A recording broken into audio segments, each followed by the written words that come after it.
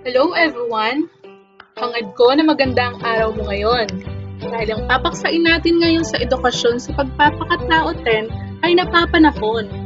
Ito ay ang Module 16 na may pamagat na Kahirapan, Paglabag sa Dignidad ng mga Mahihirap at Indigenous Groups. Ang module na ito ay nagnanais na ikaw ay nakapagsusuri kung bakit ang kahirapan ay paglabag sa dignidad ng mga mahihirap at indigenous groups. Ito ay may mga tiyak na layunin na natutukoy ang mga dahilan ng kahirapan at ang epekto nito sa mga mahihirap at indigenous groups. May pahahayag ang damdamin sa nasaksihang kahirapan lalo na sa panahon ng pandemyang COVID-19. At nakapagmumungkahi ng mga paraan upang maging positibo sa buhay sa kabila ng nararanasang kahirapan sa kasalukuyang panahon. Alamin mo ang lawak ng iyong kaalaman sa araling ito sa pamamagitan ng pagsagot sa paunang pagsubok. Kilalanin ang hinihingi ng pangungusap sa ibaba. Hanapin sa loob ng kahon ang tamang sagot at isulat sa iyong sagutang papel. Ang mga pagpipilian ay kahirapan, katutubo, dignidad, pag-aasawa ng hindi handa, pagiging positibo. Maaari mo nang simulan ang pagsagot.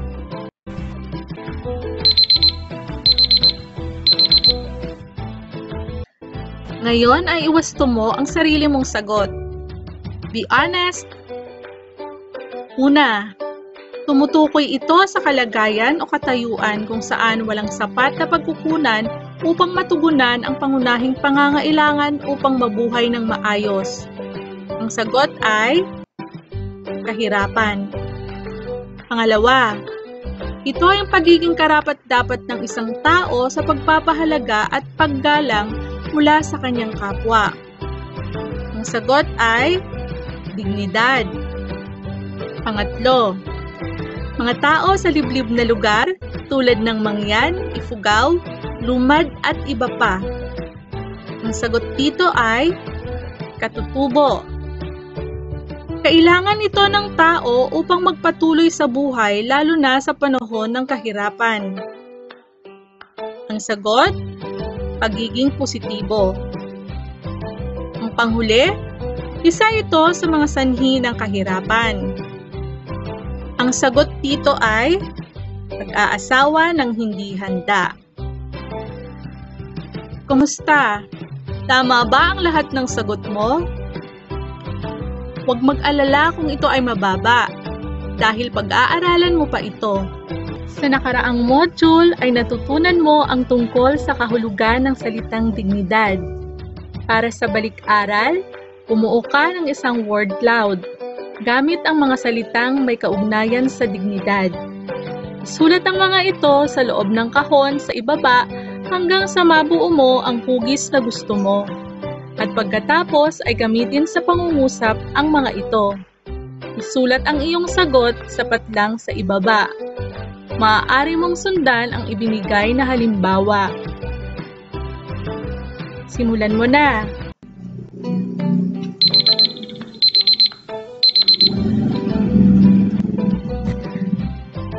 Ang mga salitang may kinalaman sa dignidad ay makikita sa hugis puso.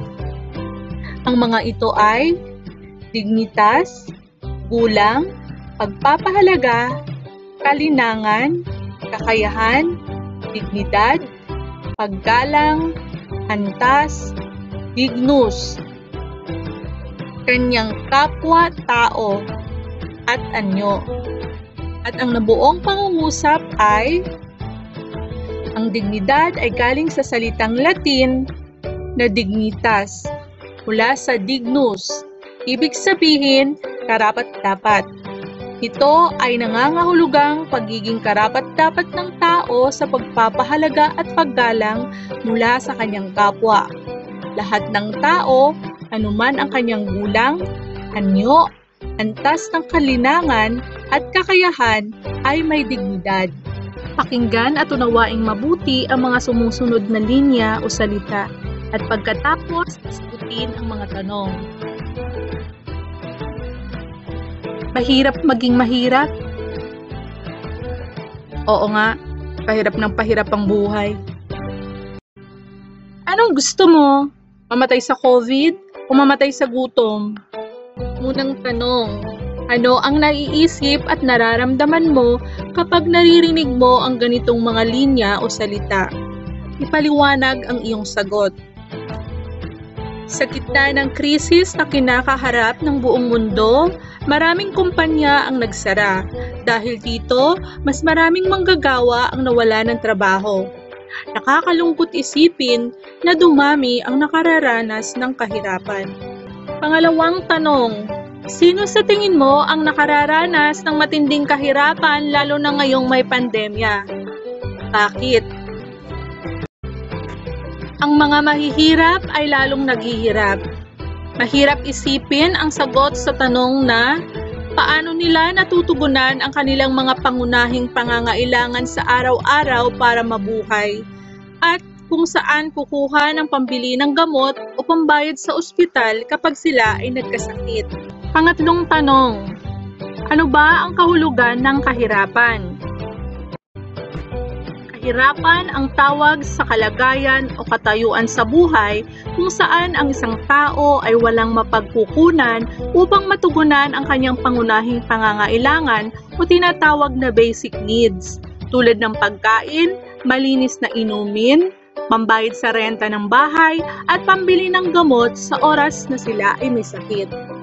Ang iba pang salita sa kahirapan ay paghihikahos, karukhaan, pagkasalat, pagkakapos, pamumulubi, kawalan ng kabuhayan, at iba pa. Kaya marahil marami ang nakagagawa ng krimen, masama sa kapwa, maging sa sarili, na nagiging dahilan upang bumaba ang kanilang dignidad o kahalagahan bilang tao. Pasisisi ba natin sila sa paggawa ng masama para mabuhay? Ngunit sa kabilang banda, dapat din bang gawing excuse ang kahirapan para gumawa ng masama sa sarili at sa kapwa? Huwag mong kalilimutan na ang pagpapanatili ng dignidad ng tao ay hindi nakadepende sa pagiging mayaman o mahirap. Ang pagpapakawala o ang pagpapanatili nito ay maaaring piliin ng tao. Para naman sa paglalahat, gumuhit ng linya mula sa column A patungo sa sagot sa column B upang mabuo ang konsepto. Meron kang 20 minuto para sumagot. Handa ka na ba? Kung ganon, maaari mo nang simulan.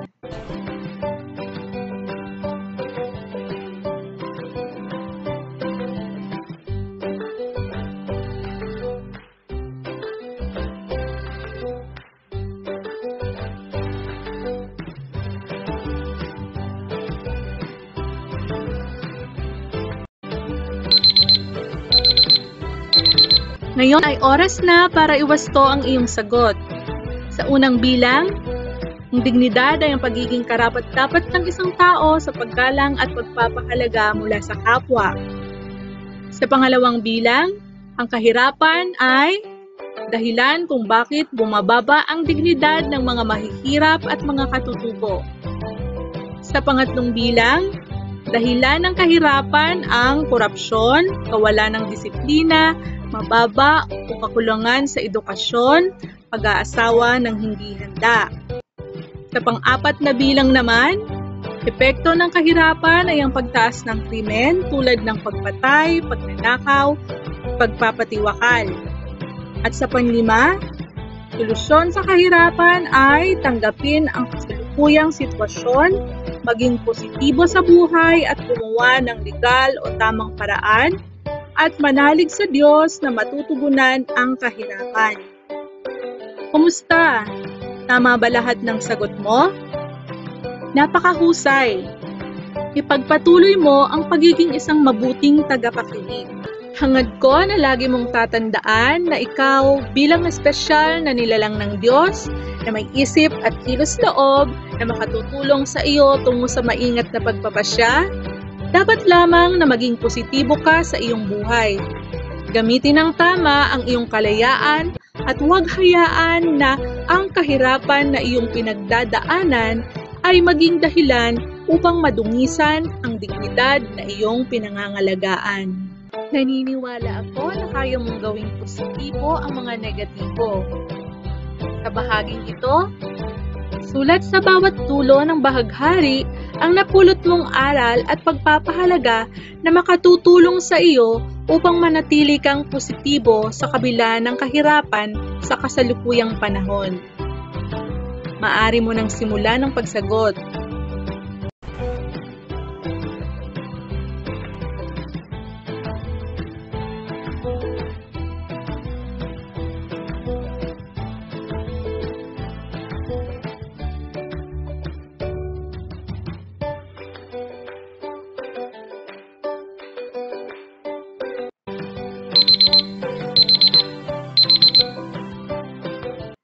Mahusay! Mula ngayon, sanayin mo ang iyong sarili na maging positibo sa lahat ng pagkakataon. Laging isaisip na ang Diyos ay hindi nagpapabaya. Paalala, huwag kalimutan na sagutan ang gawaing pagsasanay. Thank you very much. God bless you!